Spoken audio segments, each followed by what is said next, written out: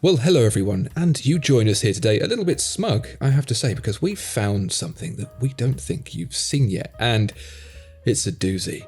Let's just jump straight into it. Grand Seiko. Tom, you're a fan of Grand Seiko, aren't you? Love them.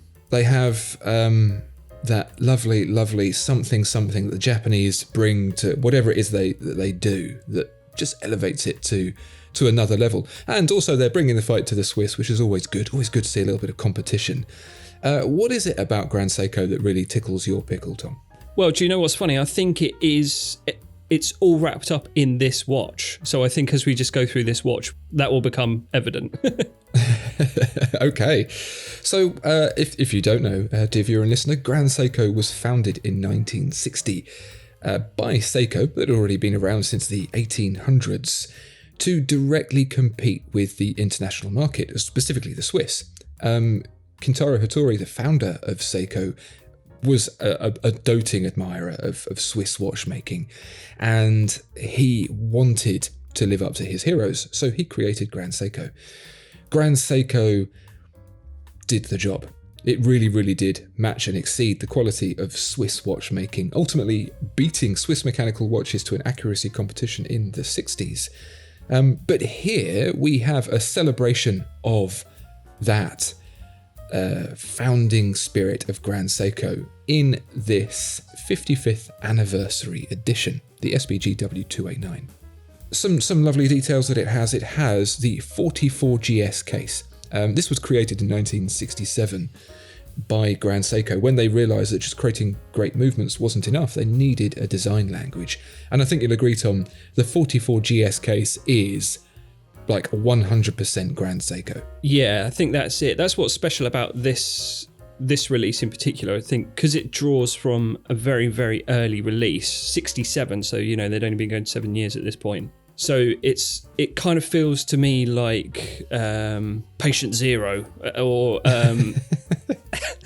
for want of a better term, it just feels like this was the building block for what we think of as a Grand Seiko, especially in terms of the case. Yeah, very angular, those beveled edges, those facets, all that lovely finishing on all those angles.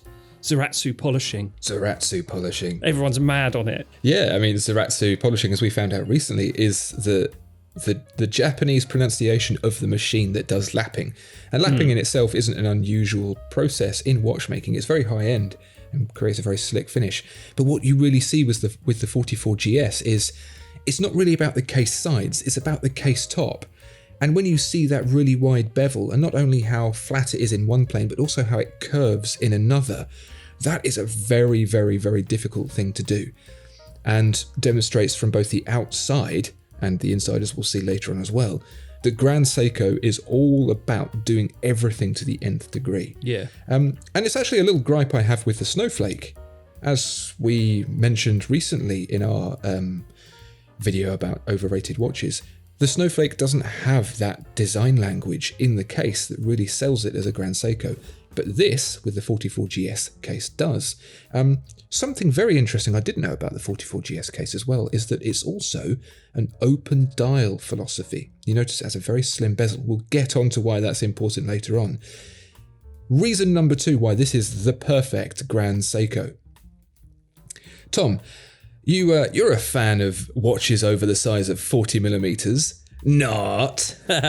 Yeah. So this is 36.5 millimeters in diameter. So that's perfect. Yeah. I think this is going to look amazing on the wrist. Yeah. Yeah. That's just a great size. So again, and it sort of ties into with the early kind of vintage vibes of Grand Seiko as well, being a smaller case size. Absolutely. 36, 37, that was what you were getting at the time. Also 11.6 millimeters thick, which is a nice size. So these dimensions are very similar to the much dressier SBGW 231. A great size for that watch, and that's a lovely watch. But here what we have is a combination of size and style. Style, sporty, 44GS, size, a little dressier, a little smaller, that creates what I think to be a really nice size. And part of that ability is reason number 3 why I think this is the perfect Grand Seiko, is that it has a hand-wound movement, the same as that SBG W231, the caliber 9S64. So hand-wound, a very modern 72 hours of power reserve, better performance than chronometer certified, and ultimately thin enough to make this not too thick for the 36.5 millimeters. Gives it those perfect proportions. And I do love, very traditional Grand Seiko, just being able to wind it by hand. That's fun, yeah. Automatic watches are great and everything, but yeah, just having to interact with your watch, every other day it's going to be fine, isn't it? It's very pure. Yeah. It's very clean. It feels very focused, and the whole ensemble comes on a typically Grand Seiko bracelet, which a lot of people don't think is very good. Yeah, what's the bone of contention with Grand Seiko bracelets? I think they're fine. They're fine. It's more a case that Rolex bracelets are so good. Yeah. In the way you adjust them, in the way that you size them, micro adjust on the fly, all of those kinds of things. And the Grand Seiko is just lacking a lot of that. Sure. But I would say that a la vintage Grand Seiko, this thing is going to look absolutely dynamite on a strap.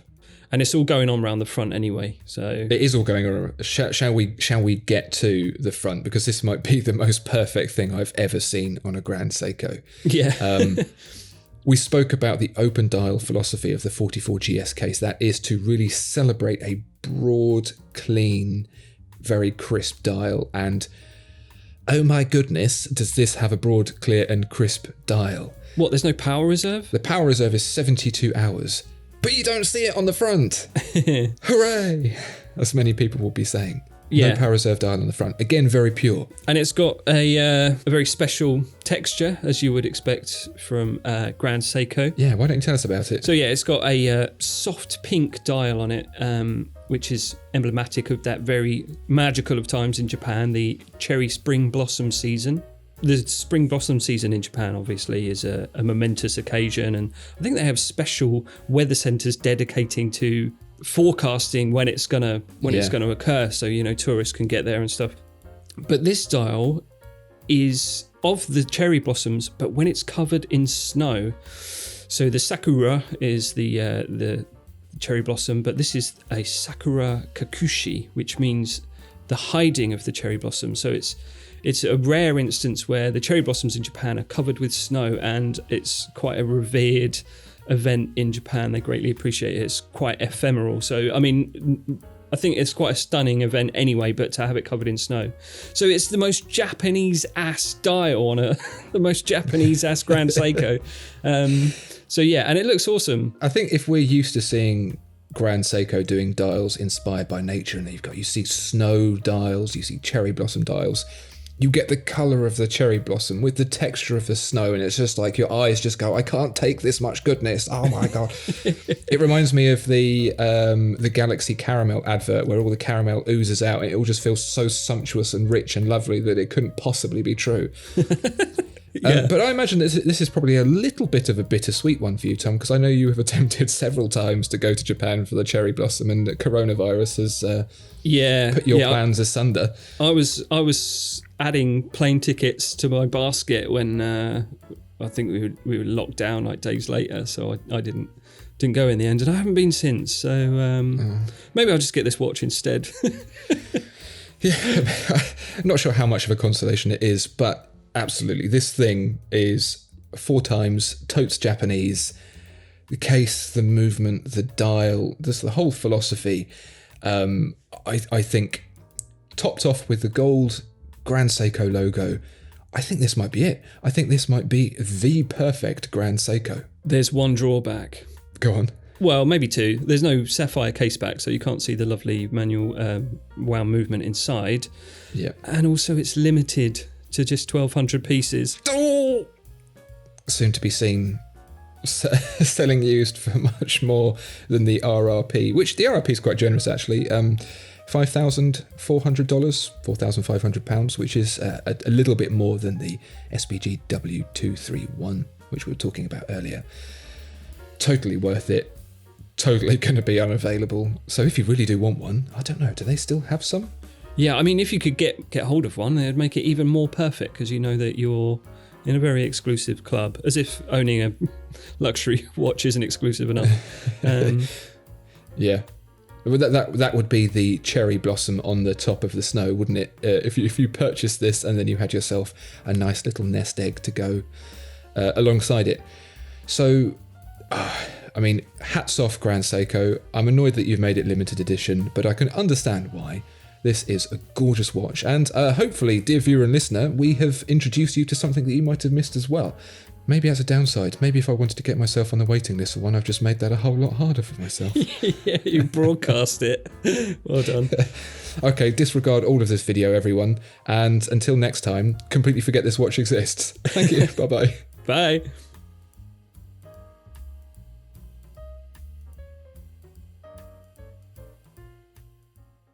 Magical of times in Japan, the cherry spring the cherry split. Fucking hell. Let me start again.